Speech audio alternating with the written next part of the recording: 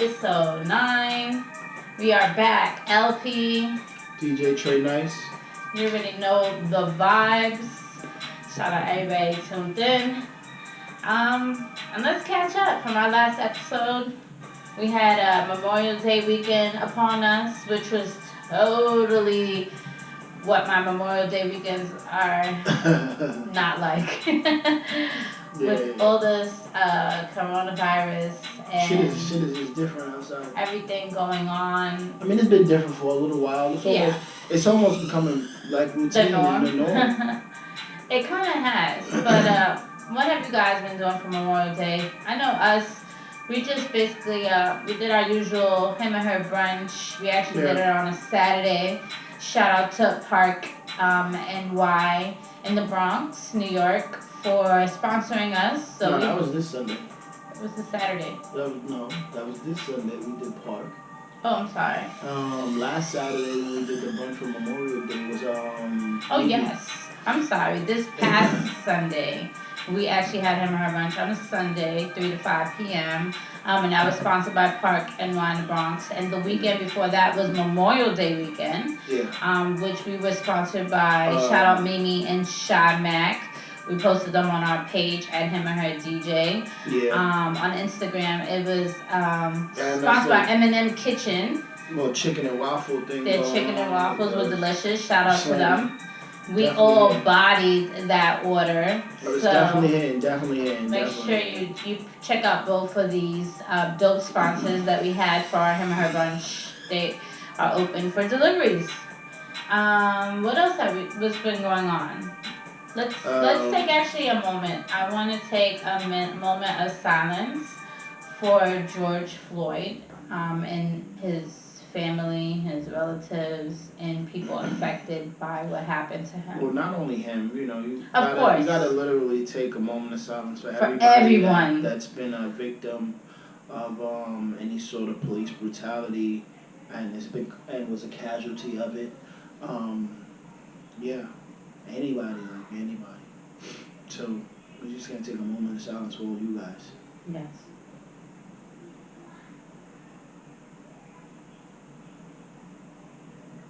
Once again, it is very sad what's going on out there right now. And I know a lot of people have resorted in their own way of expressing how they feel, whether it be on social media, protest in a lot of different cities, especially in Minneapolis, of course, where this whole thing happened, and of course in DC, outside of the White House.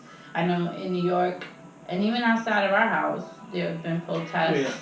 So salute to those people that are, sticking up for the injustice that's going on right now. I've seen some powerful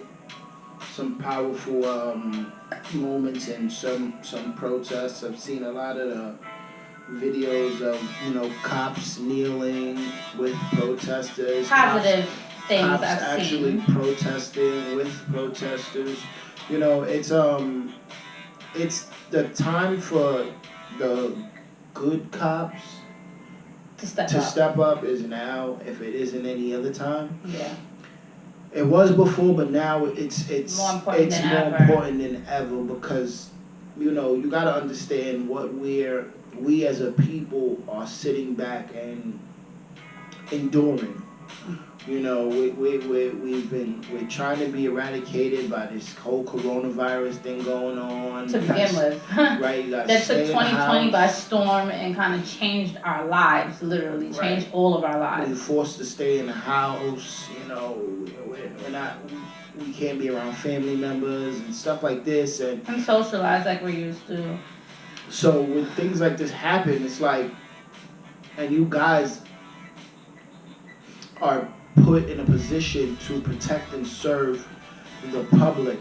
And what that means is that you guys protect us from danger. You don't bring danger to us.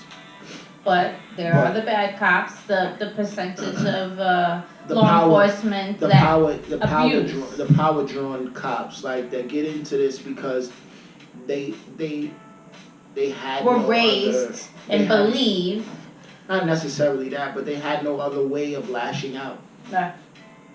to people, so this is literally a bad sign for you quote unquote good cops.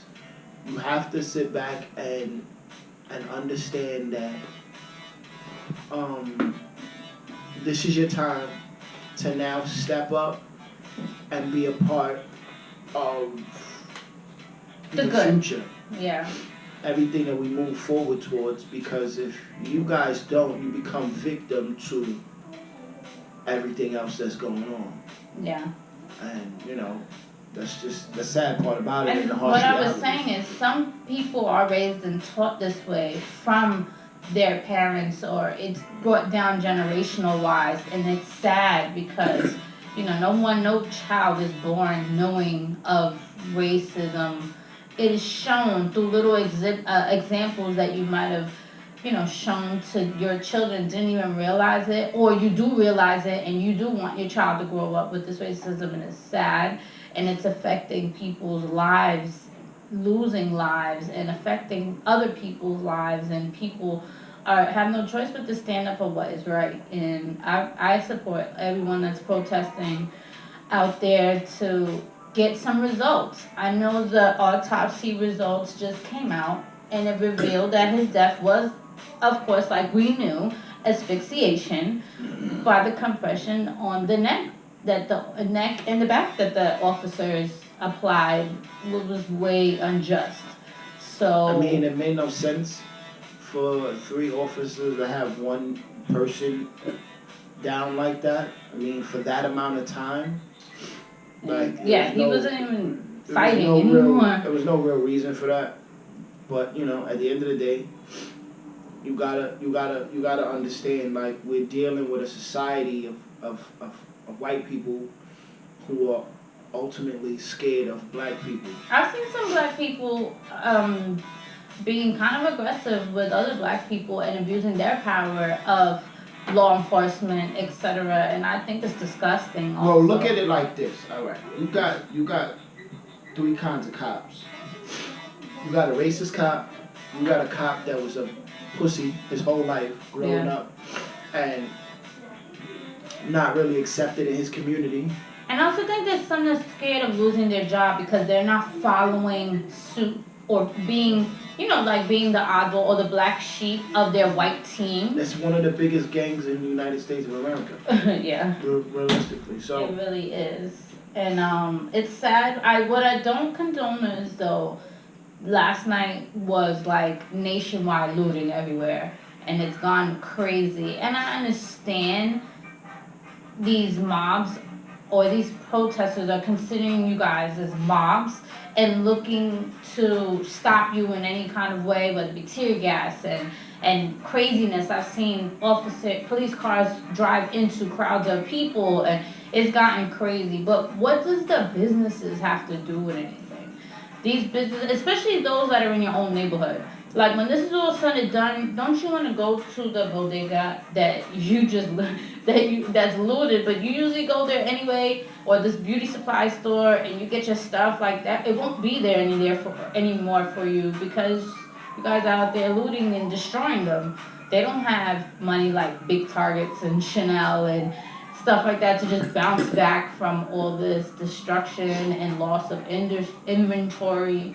I just think that's like really sad part of the protest. It is. And it makes us minority because, of course, obviously we're both minorities. I'm Puerto Rican, but I with obviously an African American and have half children. So we are the minorities, and it does affect us. Even if you're not per se black, you're part of it. You know what it is? It's the you're damned if you do, you're damned if you don't type thing. If you look at a majority of the things, except for what happened last night in the city, if you look at a majority of the looting, a lot of this stuff is going on by white people. I did see white people indulging, and I have to say indulging because you're taking advantage. You're indulging in the looting. So when you think about it, it's like, all right. With everyone else. It's like. But no one would dare point the finger at them. Exactly. It's like They're being the close. the white speck in a black marble tile. Yeah. You know what I'm saying? The white specks, and they get overlooked. You know what I'm saying? And listen, by all means, you guys are protesting and down for the cause with everybody else, but you know, the looting isn't the way to go. It's not the way to go. It's never been the way to go. I know. It's so much more. It's so many more people affected by it than just you're really not hurting anybody, because if you think about it, all these companies, the majority of these companies that are getting broken into, Chanel, all those, Target, insurance, they're insured. That's what I said. Like, you affecting Target. So they're insured. So it really doesn't really hurt them to a certain extent, because it's technically theft. It's breaking and entering. So, you know, what you guys also have to understand is that there's a trick to this. None of you people are wearing gloves as you're supposed to if you're doing any kind of burglary and stuff like that. So everybody that's not your fingerprints. They're wearing masks, but let's be real. Your fingerprints are on everything. They dust for fingerprints. They have to. It's an actual. It's actual. Part of a crime scene. It's actually a crime scene. So they have to dust for fingerprints. So what goes on with that now is that they might not, you know, if you're in the system or if you're not in the system, they might not pick you up right away, but you're gonna get picked up. Especially a lot of people put it on their social media like idiots. Don't think for a split second that you're going to get away with it. In a sense, people get picked up, and whether it be now or later. Or months later. You know. Especially those that are out for vendetta, out for revenge, or even companies that have the money to do that. So. And these companies can file charges. Yeah. But like I said, besides all of that shit, like, we don't care. It just looks, the purpose, you're degrading the purpose right now of what we're trying to do, and we're trying to have everyone focus on this unjust system and this death caused by police brutality. I'm sorry, Trey Nice's allergies are going crazy today. Shout out to everybody that has crazy allergies. I do know that tomorrow, Tuesday, June 2nd, there is an industry blackout for music industry, and I know a lot of other industries that are participating in it. We're just stepping back away from social media and just taking a stand for what power we do own, and taking time out to reflect on all this injustice that's going on.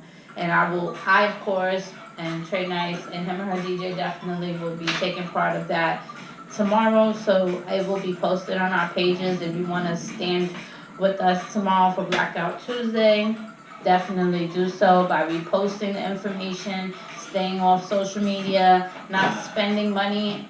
You know, our minorities out there contribute a whole lot of money to the economy, and if we were to take a stand financially and politically, it has to be heard, because we spend more money than any other. Now that to me is one way, and a great way to take a stand on things. Stop doing it. It shows our power way more than talking or protesting. Way more than going into a store or breaking a window. That shuts down the economy. You see, if you pay attention, look at the coronavirus almost shut the economy down. And that was just us staying indoors. Yeah. There are so many businesses that closed because we had to stay inside. Again, it can't survive. So think about it. If you think about it correctly, if we stop and black everything out, what's gonna happen? They have no choice but to answer to us. Yeah. Instead. We become what we are supposed to become. The majority. We are the majority, no, but we do not take stands to show that power. We're not the majority because we don't consider ourselves the majority. Numbers say we're the majority, but as a people, we don't consider ourselves a majority. We still consider ourselves a minority. We get treated like minorities, but we need to act like the majority is basically. Even that way, like either way you put it, we don't act as a people as a majority. Yeah. we don't stand up and show power in the necessary ways to show power. Yeah. Blacking out a whole economy for one day for one day hurt. will definitely light bells, light fires under people's asses to be like, whoa, we are fucking going crazy. They realize it. They understand that. Yeah. They have the power. And the more and more we sit back and say this is not and okay. sit back and say we're gonna fight fire with fire. Like, look at, that's like saying we're going to war. Get into somebody's pockets is always the best revenge. But that's I like, think. that's like saying we're going to war. Yeah. Wars never, nobody in a war never dies. So that's just more casualties, more lives lost on both sides of the table. And the way it's going now, you're not fighting correctly to win a war. We're not fighting correctly to win a war, to say we're gonna win this. Yeah. You understand what I'm saying? We outgunned, we outmanned almost. Why? Because we put ourselves in that position to be outgunned, outmanned. Because we don't think of ourselves as the majority, we think of ourselves as the minority.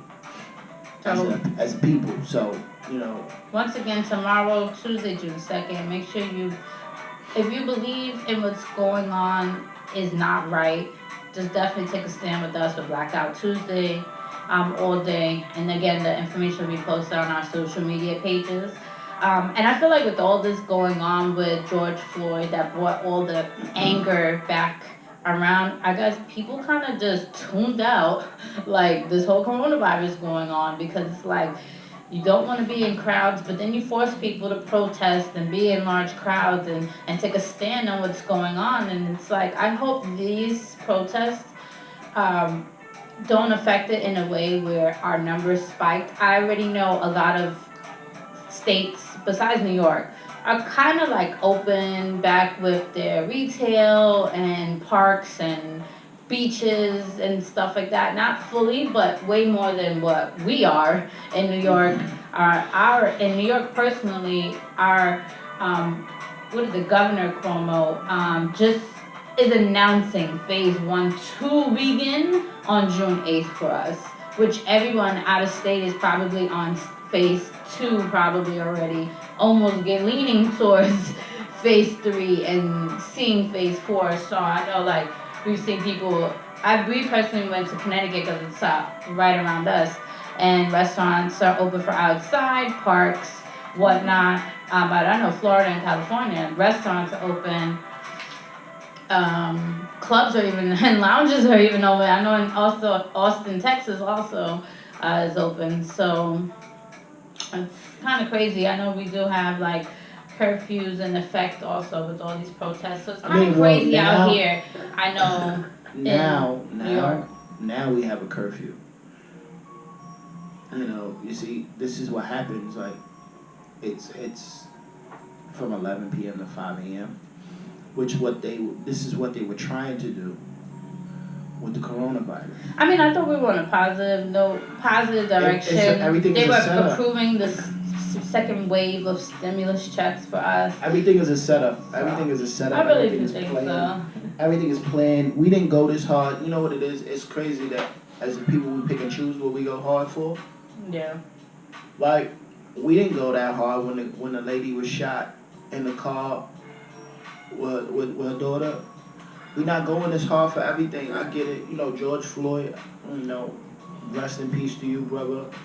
You know, it sparked a lot of anger, though. It did spark a lot of anger. Like, just like Eric Gardner, we didn't go this hard for him neither. Yeah. We didn't do this for Eric Gardner, and this was in our hometown. This was in our hometown of New York. We didn't go this hard.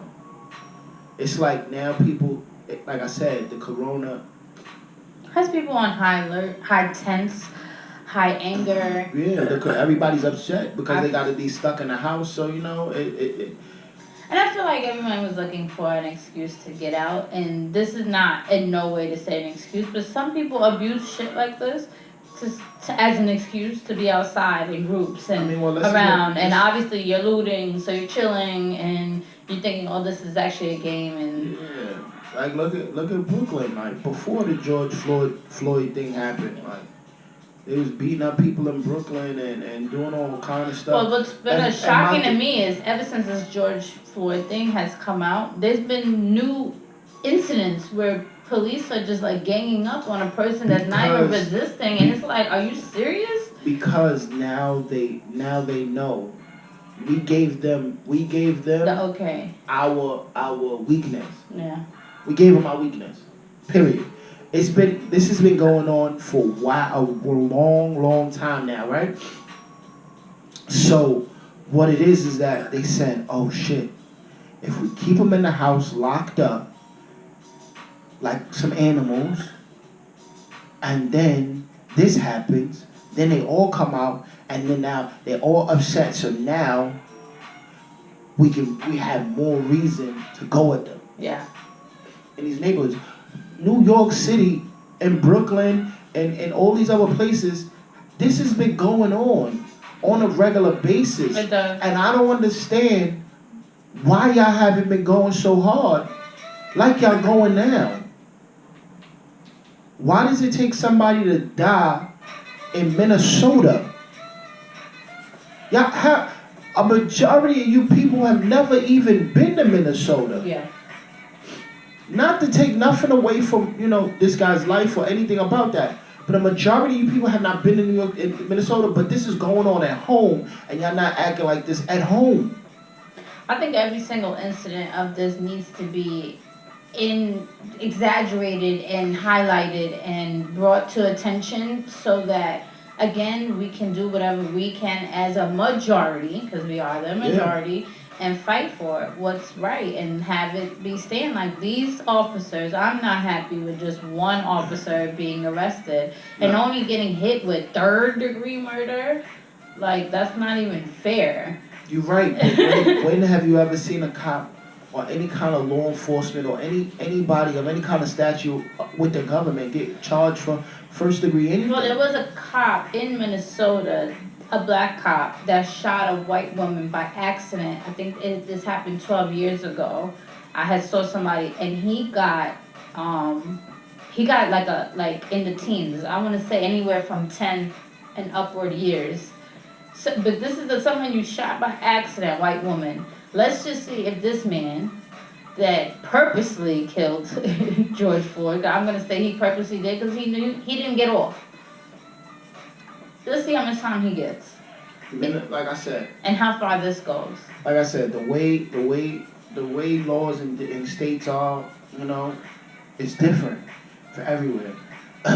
Third-degree murder in New York State, you probably would get 25 years. You probably would get that. Or 15. You definitely wouldn't get 5, but,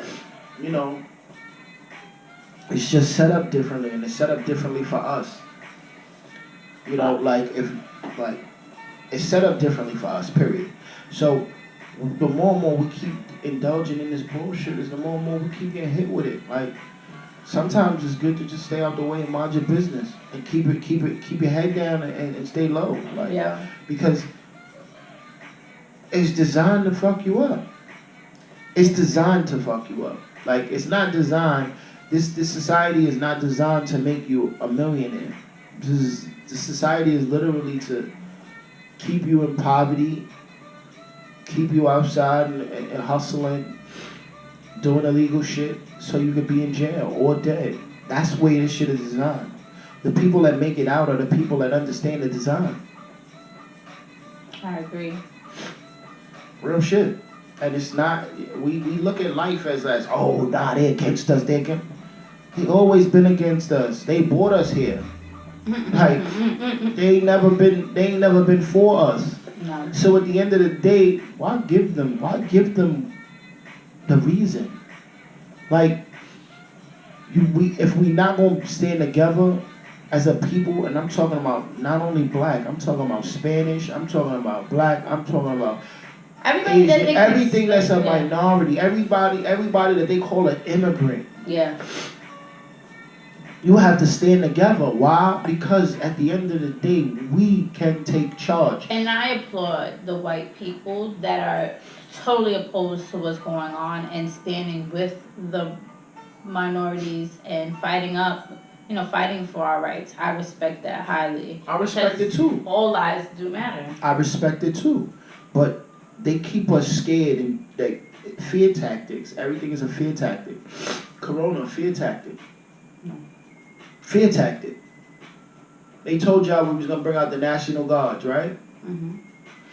They rolled a couple of helicopters out. Some tanks around. Tanks out.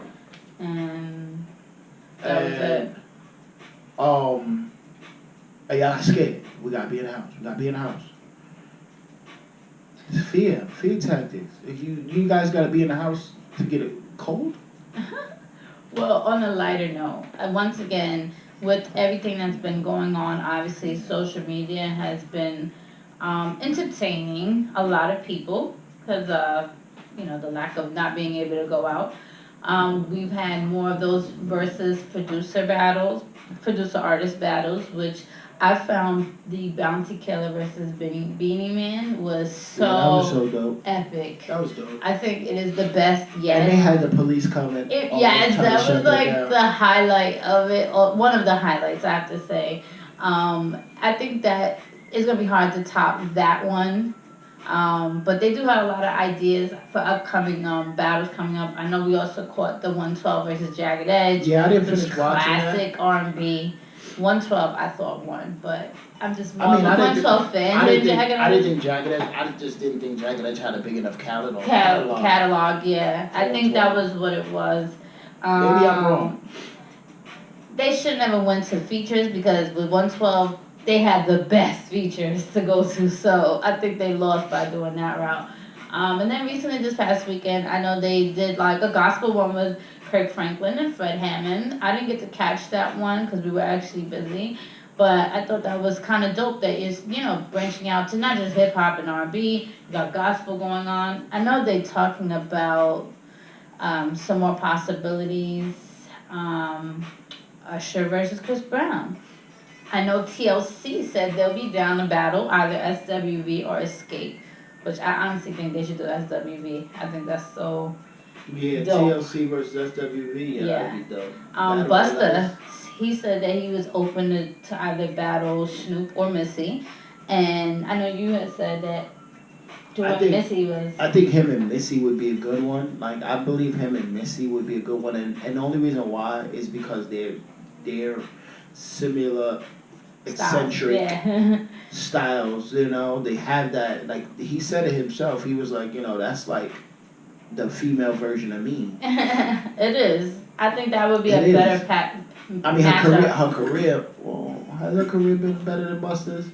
Maybe not, but I don't think she has the same longevity that Busta has. I mean, remember Busta been around a long time. I mean, but I think I don't know. I think Busta came out. Yeah, I think they're about even. Yeah, Busta was out before her with Leaders of the New School, but yeah, I think they're around the same. I think I would like to see that 20 songs a piece. Yeah, I wouldn't mind that. Brandy versus Monica. Monica don't want to do it. That would be epic though. Monica don't want to do it. Ashanti versus Keisha Cole. I could listen to that. That'd be good. Who else was Ice Cube versus LL? These are all like potential battles. Obviously, they both have to agree and get it done. With the reggae, I thought maybe Sean Paul and Shabba would be good. Sean Paul and Shabba. That sounds good. Obviously, these reggae ones get a lot of attention. Yeah. Like, why don't they do reggae let's do a Latin one. I think a Latin one. Let's get a Latin one going on. They should get a Latin one. Daddy Yankee versus Don Omar. Don Omar. Boom. Right there. Bang. Yeah. Don Omar versus Daddy Yankee. Or it's Ozuna versus Bad Bunny. Like, even new school stuff. It's a lot of people that are fans of both. I think the Daddy Yankee, to keep it classic, Don Omar would be super classic. That'd be crazy. But yeah, the versus joint is dope. Definitely. What else? We have, we're talking about music, we have some releases. I know I put out there some people for people to tell me what their favorite movies and music that's recently come out. I know Young and May dropped Red Flu. Yeah. Also Lil Wayne dropped another album called Funeral. Deluxe. Uh, Lil Yachty did Lil Boat 3. G Herbo dropped the album too. G Herbo. Lil Baby. Yeah, Lil Baby. That's a little vintage now. Got a little time on it. Pop Um, Smoke's album is getting ready to come out soon.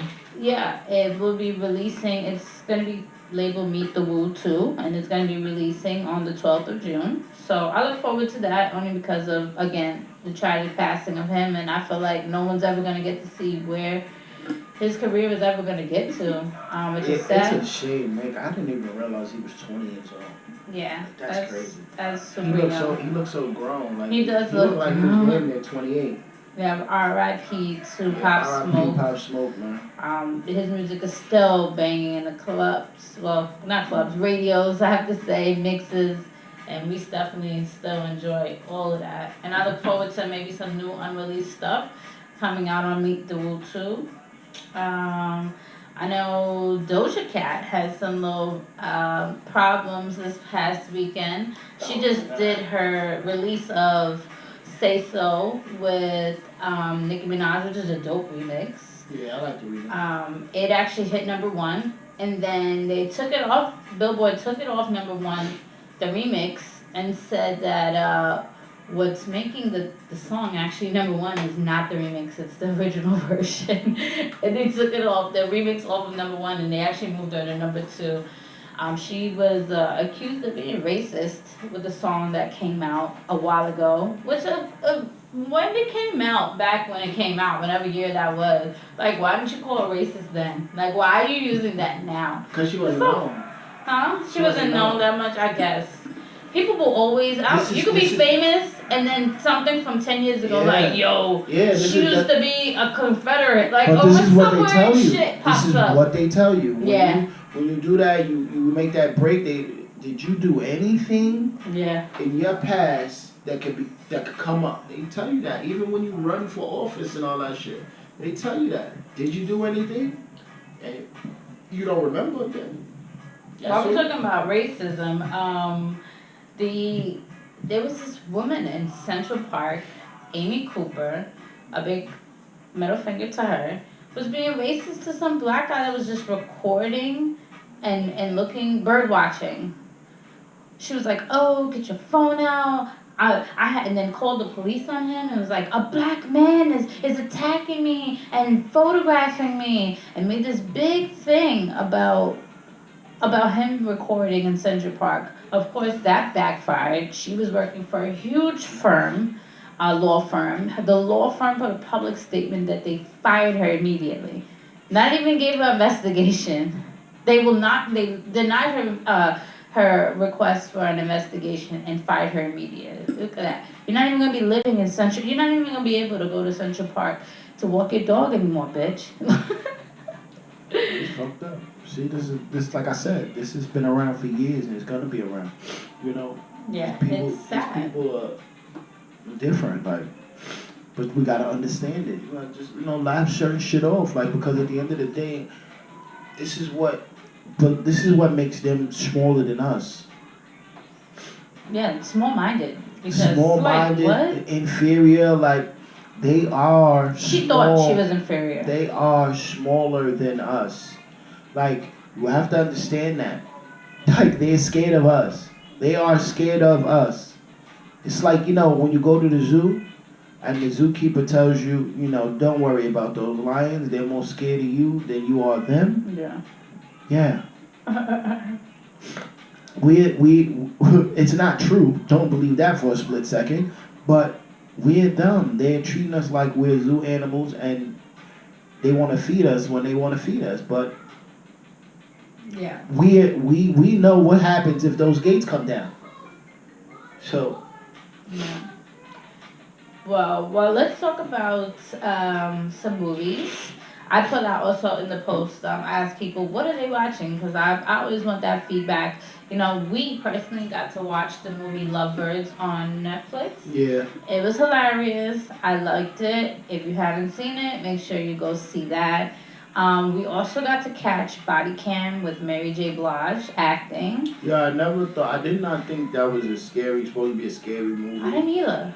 But it was not scary. I'm not gonna say scary. It was a little It was scary. a little. How you say it? Thrilling. Thriller. It Thriller. was a It was thriller. a thriller, action thriller, scary kind of movie. I didn't expect that when he put it on a body cam, and I'm thinking Mary J. Blige. I'm like, oh, this is about a cop. There's just a cop, and she's a black woman, and maybe something might happen to somebody that she knows. No, it was crazier than that. So make sure you go watch Body Cam with Mary J. Blige. There was also some people who wrote back that they're watching Extraction, which we watched already, so definitely, and Uncut Gems, which we caught already. Some classics some people gave back, Above the Rim, that they're catching. I guess they put that back out on Netflix. Some other shows that I have not got to see. Rami on Hulu, which we got to catch. I fell asleep. I caught like one episode of it. And There was also Little Fires Everywhere. I gotta look into that. And gotta catch up on Life. I gotta see these shows so we can give some feedback. what? Gotta catch up on Life is the name of it. But definitely, we're gonna put it on our watch list, see what it's about. And of course, we come back and we talk to you about what's going on. Anything that you haven't seen, make sure you write it down. We'll catch it. We'll review it. What else is there? Relationships are. Ah. Drum line. Drum roll, drum roll. Alright. So, I had like a question, for just a general question. When you're in a relationship or out of a relationship, what makes people insecure in a relationship or getting into a relationship? Is it the people, past or present, make them insecure, or is it just them? It's just something within them. What makes them insecure? Yeah. I feel like your past definitely has a bearing on making you insecure. That's personally me. I feel like, or there has to be a big something that you discover. You know what I'm saying? You could be an insecure person and come along to a relationship, whatever, and then they blatantly do something that makes you be like, wait, hold on, I must look at you different or investigate whatever's going on. And then moving forward, how you deal with it makes you insecure going forward, whether in that relationship or future relationships. So I think it varies. I don't think people are raised or born insecure or come into the beginning their relationship life, because you come into relationships in your teens, you don't really consider you're young, but you go into your teens, I don't think you go in insecure unless you're an insecure person personally, like Yeah, I that's what I look said. That's what I ugly. mean. Like if you're insecure yourself, So like I was saying, like I really believe like people make people insecure. So when like even with that, even with self-esteem and stuff like that, like it must take somebody to sit back and say to you, "Oh, you're fat," Yeah. or "You're ugly," for you to feel ugly. You know what I'm saying? Like, because the way people are But set sometimes up. people are harsh on themselves. Everybody has that insecurity. Yeah, but that's you what I might mean. be like, oh, my stomach. I might be like, my stomach. Or, That's what I mean. It has to be said to you. Like, excuse me. Some people might have the self-esteem where it's really low, and they look in the mirror and be like, I'm ugly. But this comes from somebody else, though. This is not. Maybe they exhibit their parents or their like friends. maybe it was a family member. Maybe it was somebody that just was like, oh, you're mad ugly or whatever, and it stuck. Yeah. So like I said, people make people insecure. Like I don't believe anybody is literally insecure with themselves until. Yeah. Like even when relationships, like I don't Or believe. something you may be dealing with somebody and they're doing sneaky shit and it's making you insecure. You can't quite. I've been in a relationship. I couldn't quite put my finger on it, but I felt it in my gut. There was things that just did not equal. Like 1 plus 1 did not equal 2 sometimes. And it caused it. It's the seed that grows. You know what I'm saying? Yeah. And the more things that happen, or But that's what I mean. they're That's what I like, mean by it. People make people insecure. I don't think it's a natural. I don't think it's something natural or like that you do to yourself. yeah. You know, people. I look at a lot of things, and this is like with suicide and with depression and stuff like that. Like even in relationships, like you have to understand that this person that you're with is there to how you say to be your partner. Yeah. And you have to realize that every partner that you have is not going to be the same as you. We're all individual people. And not every partner is the one. I also so that too. But once you understand that everybody, I only said that because some people they lower their standards in a sense of they tolerate certain things from certain people that you wouldn't from another person, and it's like you need to hold those standards so that you can find the right person, and then with that right person, that you should never feel insecure. But I also feel like if you feel insecure, there's a problem. But I also feel like when you lower your standards, it's a problem with the higher standards that you have. It's usually a problem with that. What do you mean? So like people like you said you lower your standards? No, let's take for instance like a female that's only been dating entertainers. Okay. Right? It's a high standard. You know what I'm saying? Yeah. It's a high bar. Mhm. And they used to maybe and she's everything being chauffeured. Right, everything being catered, chauffeured, boom. But then the backside to it is that there's just not cheating going on. There's other women that you have. That's what you don't want to deal with. So now you take a step back and be like, oh, you know, I'm gonna deal with somebody that's a little more down to earth. Yeah. And they find happiness. So lowering your standards isn't always a bad thing. Sometimes it's what you need to do because you're not at the level you need to be to accept those standards that you had. True. Like there are women that sit back and be like, oh yeah, oh well, I don't care what he does. As long as he comes home. There are people that don't care about women, that don't care. As long as you take care of A, B, Exactly. C, I don't care about Exactly, because anything. because their feelings aren't attached to those standards. Yeah. You know, everything is materialistic and everything is now. Once you stop doing that, once you stop the materialistic stuff, now there's a problem. Oh yeah. Now I don't want to be with you. Everyone is different. You know, what they hold as standards, you know, are all different. Yeah, but like I said, that you know sometimes makes women more insecure because you sit back and you go for, you know, you sit there and go with the nigga that's always in the club, the popping the bottles, the chains, the cars, and all this stuff. And I think they do that because it gives them the closest thing to a celebrity feel. Exactly. Not that. But then you sit back and say, niggas ain't shit because that nigga was doing you all the way dirty. But what did you expect? Let's be real. Let's be real. What did you expect? This is a mixy person. This is a person that's always in spots, always with chicks. Girls want the day him. He bagged you. He probably bagged. Girls want him because of the image he portrays. I think guys take advantage of that too. If they know that they look good, they have a good job or income, wherever it may come from, and they know that they hold a certain status, and they always get girls for that, I feel like they take advantage of that. Why wouldn't they? Because don't you ever want to find something real? A lot of people don't care. A lot of people just want to. A lot of people don't realize that they get older. And this is real shit. A lot of men in that position do not realize they get older, and if they do, they don't care because when they get older, they want to fit in with the younger. Yeah. So. And keeping up with the younger, they feel is cheating, having girls, staying in the clubs. Exactly. So there's no sit back and I'm like, oh well, I want to. What clicked in your head that you were like, I need to mature? Because I've done it all. In a sense, I've literally done it all. Before.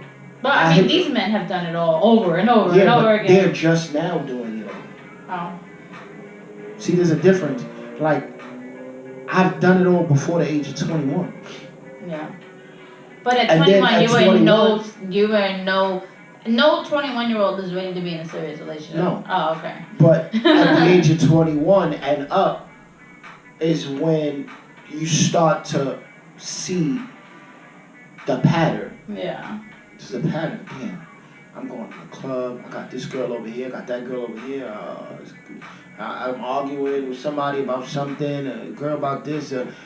This girl about this girl and that girl. You know, it becomes annoying. It becomes a pattern. You start at one point. You know, you pop away. You're like, oh, yeah, I'm good. Shorty over there. Shorty over there. Shorty over there. Nobody beefing. You good. Yeah. As time progresses, it catches up. It catches up to you. So now you spending a little too much time in the club with this girl. That girl notices. And then or the friend notices that tells you right, and then when that girl notices and she says something to you, then the other girl wants to know why that girl is in your face or arguing with you about now it becomes a pattern, it becomes an issue, and now you sitting back, now you gotta go out and find another couple girls, and you're just like I feel the same. I find like I finally just like I had a certain thing that I was looking for, certain standards, or not standards, just certain things that were like deal breakers. Like, and if I found somebody that I could check off all these things that I'm happy with, because I knew finding perfection, like I came to that realization that finding perfection was like impossible. So at least get some things that you could write down or tell yourself and be like, I have to have a man that has A, B, C, and D. The other things, if they do have it, don't have it, I'm willing to work on them or work with that guy to bring them to a certain way of life or your same standards or morals or whatever it is that's important to you. And then from that point, like I could be happy. So I'm happy I found somebody that had those things that I could check off my list and be like, we're good. I'm good. Yeah, like that's just a elevation. But I think that takes maturity. It does. It takes maturity. I was fine with being single and dating around until actually I found somebody that was able to be like, okay, these are strong things that I see in this man, and let's see where this goes. Yeah. And look, we've been together 3 years, child together. Marriage soon. Nobody knows what's going on with this coronavirus because I ain't having a virtual wedding. So my wedding needs to be with people. No, but that's what I mean though when I say about maturity and growth. Like a lot of people are afraid of that. Yeah. A lot of people are afraid to be with one person. Well, look what people do. As soon as they see a gray hair, they cover right away. That's their denial of age. You get what I'm saying? It's not even the age because at the end of the day, I feel like you can find love at any age. No. But I'm saying people like to remain in that young mentality with dating around and that like look what they do. The minute they see aging, they just like, oh no. I gotta, even men, when they get older, I gotta still dress like the youngins, like, or girls, I gotta dress cute like the 21-year-old that's coming in, You know what it is? It's a false hope. Shopping at Forever 21, To me, it's a false hope of a false grasp of reality. And a lot of women nowadays have it, a lot of men have it. Like, it's our culture. Like it's in our culture. Exactly, and this is what's bad for our culture. Like we have no real things that progress as relationships. Like when we got together and started doing, our DJ situation, or we were already doing it, but when people started to take notice, oh shoot. Yeah. Y'all DJ? Yeah. Oh, and y'all do it. That's dope. Yeah. Because it's a unity. It gives people a united front. When people see two minority, male and female, in progression, it becomes dope. Yeah. It becomes the thing. It becomes, oh shoot, I want what they have. look, Nipsey Hussle, Laura London, Michelle Obama, Barack Obama, Will Smith, Jada Smith. It becomes dope. It becomes something to look forward to. And the more people that we get to do things like that and to progress like that, the better off as a people I believe we would be. Oh, I'm sorry. You said Michelle Obama, and I forgot to mention that I saw her special on Netflix, and I thought it was beautiful. I watched it with my daughters, and they were so happy to watch Michelle talk about her upraising before Obama, and then her life as the first lady, and how she felt as a mother, whatnot. So shout out to anybody that caught that special. And if you haven't, definitely watch that. And if you have little girls or children, just watch it with them. I think that's really good special on Netflix to catch. What else we got? I had this epic, this nice shout out quiet events and virtual DJ battles. I had a dope DJ battle that was sponsored by the famous Rock and Soul store. If you're in the music industry, I'm sure you know about them and their history. But it was a great battle. I even put a little clip of it on my page, so make sure you catch that. Me and hubby, we have a dope Don't Rush challenge. I don't know if you've been seeing people been doing it. It's kind of showing a clip of them lounging, chilling with the song Don't Rush by Young T. It's an Afrobeat song. And then they cut over to a scene of them like dressed of how they would be getting ready to go out once, outside opens again. And we did the same thing. We did our own twist to it.